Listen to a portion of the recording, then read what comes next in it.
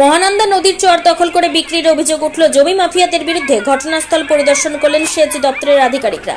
রাজ্যের মুখ্যমন্ত্রী মমতা বন্দ্যোপাধ্যায়ের করা নির্দেশ, কোনোভাবে সরকারি জমি দখল করা যাবে না। এরপরে রাজ্যের প্রশাসন একাধিক জায়গায় সরকারি জমি চিহ্নিত করে সাইনবোর্ড লাগান।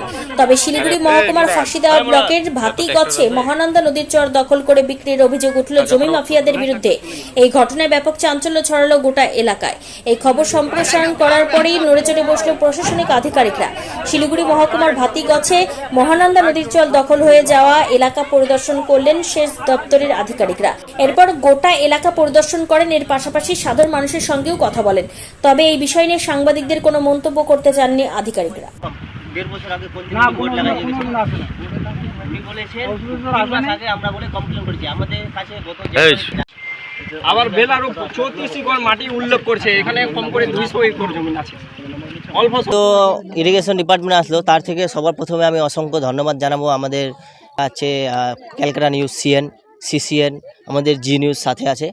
তো এদের সবাইকে আমি অসংখ্য ধন্যবাদ জানাবো আমাদের ভয়েসটা একটু ধরে ধরার জন্য। ইনাদের জন্যই কিন্তু আজকে প্রশাসন নড়াচড়া করছে, না হলে গত 6 মাস থেকে প্রশাসন কোনো অ্যাকশন নেয়নি।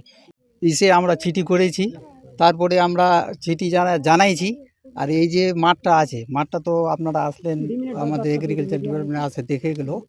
তো মাঠটা যেভাবে হোক আমরা কমপ্লেন জানাই, এটা মুখ্যমন্ত্রীকে বলে যেভাবে হোক মানে কাজটা যেন আমাদের আর কি পাবলিকের জন্য ভালোর জন্য হয়।